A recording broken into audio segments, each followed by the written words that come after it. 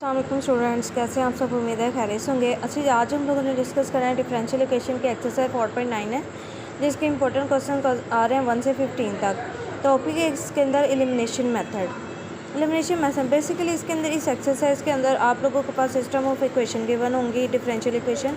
उनको हम लोगों ने क्या करना होगा, सॉल्व करना होगा, और दो टाइप के हम लोगों ने सोल्यूशन निकालने होंगे। देखिए, जैसे हमारे पास क्वेश्चन नंबर 1 की बात करते हैं। क्वेश्चन नंबर 1 के अंदर हमारे पास d x over D T is equal to 2x minus Y, और एक इक्वेशन हमारे पास d Y over D T is equal to x. मतलब ये हमारे पास डिपेंडेंट जो फंक्शन आ रहा है एक्स पे आ रहा है, और ये हमारे पास वाई पे आ रहा है। मतलब एक सोल्यूशन हमारे पास एक्स के फॉर्म में निकलेगा और एक सोल्यूशन हमारे पास किसके फॉर्म में निकलेगा, वाई के फॉर्म में निकलेगा। अब यहाँ भी ये जो डी ओवर डी टी है ना, ये ऑपरेटर हम लोगों को डेरिवेटिव जो यूज़ किया हो गया ना, इसको हम लोगों ने कैपिटल डी से क्या कर देना है, इस क्वेश्चन को सॉल्व करते हुए रिप्लेस करना है। ठीक है। और अगर मेरे बेटा आप मेरे चैनल पर नहीं हो और अभी तक मेरे चैनल को सब्सक्राइब नहीं किया तो काइंडली मेरे बेटा कर लें, ताकि मेरे आने वीडियोज़ की अपडेट आपको मिलती रहे। और ज़्यादा से ज़्यादा दूसरों की शेयर किया करें। शेयर करना क्या होता है, सदका जारिया होता है। मैं भी मेरी वजह से, आपकी वजह से किसकी हेल्प हो जाए, हेल्प करना क्या होता है, बहुत अच्छी बात है। बाकी कमेंट सेक्शन में ज़रूर बताया करें अगर आपको मेरी वीडियोस अच्छी लगती है, उनकी समझ आती है, उनकी अच्छे से अंडरस्टैंडिंग होती है। ये आपकी तरफ से हमारे लिए एक मोटिवेशन होता है, तो कमेंट ज़्यादा से ज़्यादा किया करें। अच्छा जी, बात करते हैं सबसे पहले इक्वेशन हमारे पास, इसको मैंने स्टेयर उसको डबल स्टेरिक का नाम दे दिया है। जैसे पहले इक्वेशन में डी ओवर डी टी को हम डी से अगर रिप्लेस कर दें तो क्या बन जाएगा, डी एक्स और 2x को 2x माइनस वाई इक्वल के बाद 2x माइनस वाई आ जाएगा। ठीक है जी। इसको अगर मैं अरेंज करके लिखूँ तो dx इधर रहेगा, 2x इधर आके माइनस हुआ, और ये वाला माइनस का साइन इधर plus Y is equal to 0 आ जाएगा। ठीक है। अगर दूसरी इक्वेशन की बात करें, वो हमारे पास है D Y over D T is equal to X. तो डी ओवर डी टी को रिप्लेस करेंगे कैपिटल डी से, तो ये D Y is equal to X है। तो इसको मजीद अरेंज करेंगे तो D Y minus X is equal to 0 बन जाएगा। ठीक है। यहाँ से मजीद मैंने क्या किया, x को दोनों में से कॉमन ले लेके हम दोनों में से कॉमन लिया तो इनसाइड डी माइनस 2 रह जाएगा, प्लस वाई इक्वल टू 0, इसको इक्वेशन 1 कह दिया, और इसको मैंने D Y minus X is equal to 0 को इक्वेशन 2 कह दिया है। ठीक है। दोनों इक्वेशन 1 और 2 को हम लोगों ने साइमल्टेनियसली सॉल्व करना है। सॉरी, साइमल्टेनियसली बल्कि यहाँ पे एलिमिनेशन मेथड है। किसी एक वेरिएबल को एट टाइम हम लोगों को एलिमिनेट करना होगा, ताकि दूसरे वेरिएबल की क्या आ जाए, वैल्यू आ जाए। सबसे पहले देखें, आपके पास इक्वेशन 1 ये और इक्वेशन 2 ये, इसके अंदर कौन से वेरिएबल सेम कोएफिशिएंट्स के साथ आ रहे हैं। देखें, y यहाँ पे पड़ा लेकिन यहाँ डी वाई के साथ है। अगर x यहाँ पे है तो यहाँ पे x के साथ d माइनस 2 है। तो हम लोगों के एड्रे में एक वेरिएबल दोनों या फिर x को क्या करना है, एलिमिनेट करना है। तो मैंने सबसे पहले क्या किया कि मल्टीप्लाई करवाया इक्वेशन 1 को by d on both side से। इक्वेशन 1 को d से मैंने दोनों साइड पे क्या करवा दिया, मल्टीप्लाई करवा दिया। तो यहाँ क्या आ जाएगा, D minus 2 X plus D Y is equal to 0।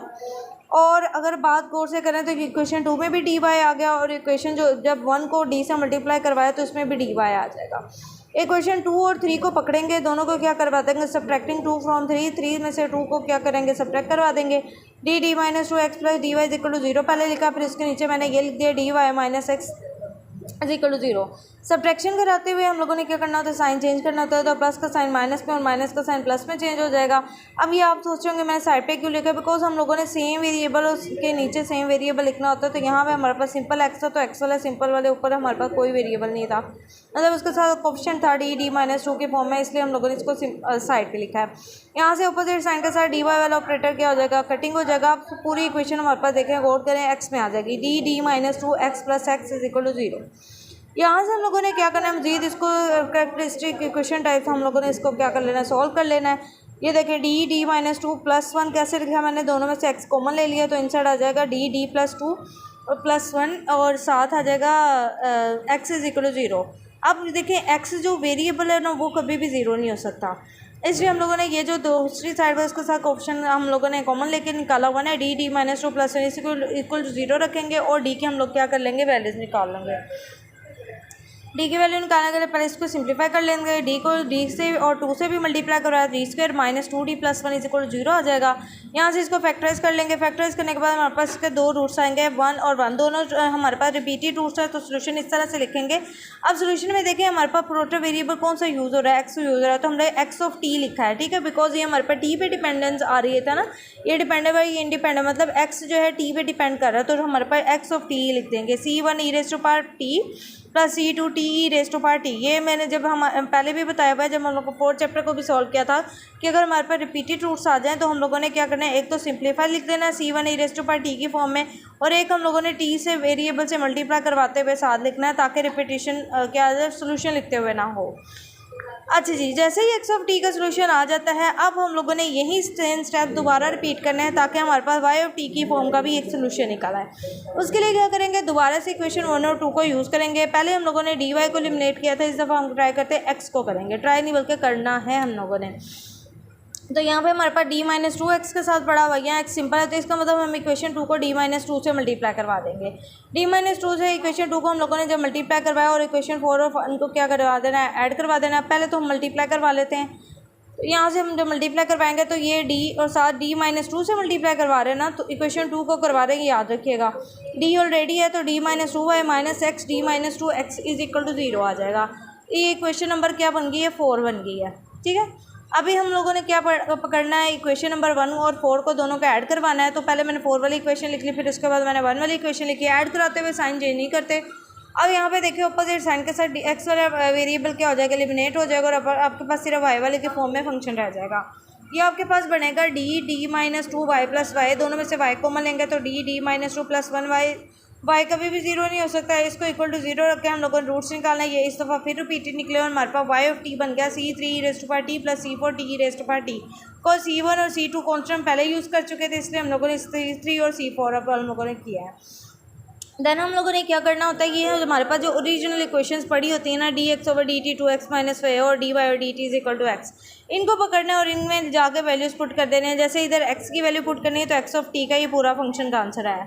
इसके अंदर y की वैल्यू पुट करनी है तो y ऑफ टी का यहाँ पे हमारे पास पूरा फंक्शन निकला है। तो हम लोगों ने जस्ट रिप्लेसमेंट करनी है। पहले मैंने डी वाई और D X is equal to X वाले को चूज़ किया है, क्वेश्चन नंबर जिसको डबल स्टेरिक मैंने कहा हुआ है, इसकी जगह मैंने क्या किया, y की जगह y वाला जो आंसर आया हुआ है C3 raise to power T वाला वो फिल कर दिया और x की जगह जो x ऑफ टी का आंसर आया हुआ है वो लिख दिया है। अब मेरी यहाँ पे यह कोशिश होनी है कि हमारे पास टोटल जो हमारे पास इस सिस्टम का सोल्यूशन निकले ना, वो सिंगल 2 वेरिएबल के फॉर्म में ही निकले, बिकॉज हमारे पास 2 system of differential equation given है। तो अगर हमारे पास एक्स्ट्रा कॉन्सेप्ट C3 C4 को जितने भी आ जाए, हम लोगों ने कोशिश करनी है कि उनको किसी 2 में ही रिजॉल्व रखना है, जैसे या तो C1 C2 के फॉर्म में ही सारे रहें। ठीक हो गया। अब यहाँ पे मेरे पास जिस तरफ डी और डी टी लिखा है, इसका मतलब उस तरफ डेरिवेटिव लेना है। दूसरी साइड सिंप्लीफाई वैसे ही है कि डेरिवेटिव लेते हुए बात का क्या रखना है, e rest to power t कॉस्मेटिक फंक्शन का डेरिवेटिव एज ए फंक्शन होता है। यहाँ पे t rest to power t है तो हम लोगों ने प्रोडक्ट रूल यूज़ करना है। प्रोडक्ट रूल में क्या होता है, first function as T derivative और सेकंड फिर सेंटर में प्लस फिर first second function as derivative first T का डेरिवेटिव 1 टी के रिस्पेक्ट से क्या हो जाना है, 1 हो जाना है। तो यहाँ पे ये मैंने डेरिवेटिव का रूल इस्तेमाल किया। अगर आप लोगों को डेरिवेटिव इंटीग्रेशन कॉन्सेप्ट वीक है तो आप लोग मेरी कैलकुलस की वीडियोज़ भी जाके प्लेलिस्ट में जाके देख सकते हैं, जहाँ से आप लोग इंटीग्रेशन डेरिवेटिव का कॉन्सेप्ट क्लियर हो सकते हैं। अगर आप लोग डिफरेंशियल के भी प्लेलिस्ट को देख सकते हैं ना, तो उसके अंदर भी हम लोगों ने इंटीग्रेशन डेरिवेटिव इतनी दफ़ा ये वाली चीज़ें हम लोगों ने क्या की हैं, सॉल्व की हुई हैं। बाकी इधर दोबारा से थोड़ा सा मैं करके भी बता देती हूँ, चले आप लोगों को क्लैरिफिकेशन के लिए। जैसे एक हमारे पास टी और टी है, प्रोडक्ट रूल अप्लाई करें, first function as it is रहेगा, इसको मैंने फर्स्ट का, इसको सेकंड फंक्शन का डेरिवेटिव एज इट इज़ आता है। एक्सपोनेंट फंक्शन का मुझे इसकी पावर का डेरिवेटिव आता है, टी का टी के रिस्पेक्ट से ही डेरिवेटिव क्या हो जाएगा, 1 हो जाएगा। सेंटर में प्लस का साइन लगा गया, अभी रेस्ट टू पावर टी ऐसे ही रहेगा और टी का टी के रिस्पेक्ट से डेरिवेटिव क्या हो जाएगा, 1 हो जाएगा। और फाइनल आंसर हमारे पास आ जाएगा T E rest to power T plus E rest to power T. इसको आप ये मैंने यहाँ पे लिखा हुआ है। ठीक हो गया। अब मज़ीद हम लोगों ने क्या करना है, इसको सिंप्लीफाई करना है। C4 से मैंने इंसर्ट दोनों नंबर्स को मल्टीप्लाई करवा दिया है। ठीक हो गया। अब यहाँ पे हम लोग अगर रिजॉल्व आउट करें इन दोनों में से C4 को कॉमन लेंगे तो आपके पास क्या रह जाएगा, C3 हमारे पास है प्लस C4, मतलब e rest to power T इन दोनों के साथ आ रहा था तो दोनों में से e rest to power t common लिया तो इंसर्ट हमारे पास क्या रह जाएगा, C3 plus C4 e rest to power T plus C4 t E rest to power t. और इस तरफ है C1 e rest to power t और plus C2 T E rest to power t. Comparing coefficient कैसे compare कर, मतलब e rest to power t वाले coefficients को कंपेयर करें। ई रेस्ट टू पावर टी वाले कोफिशिएंट में इस साइड पे पड़ा हुआ है C3 plus C4 is equal to C1 आ जाएगा। T raise to power t वाले का क्वेश्चन को कंपेयर करें वो तो C4 इज इक्वल टू क्या आ जाएगा, C2 आ जाएगा। तो ये मैं नेक्स्ट पेज पे जाके आप लोगों को ये चीज़ क्या कर देती हूँ, दिखाती हूँ। जैसे ये देखें कंपेयर किया तो हमारे पास ये दो फॉर्म बनी थी, यहाँ से हम लोगों ने C3 और C4 की वैल्यू निकाल लेनी और टोटल आप लोगों के पास जो सोल्यूशन y का निकल आ जाएगा वो सारा का सारा C1 और C2 की इस फॉर्म में आ जाएगा।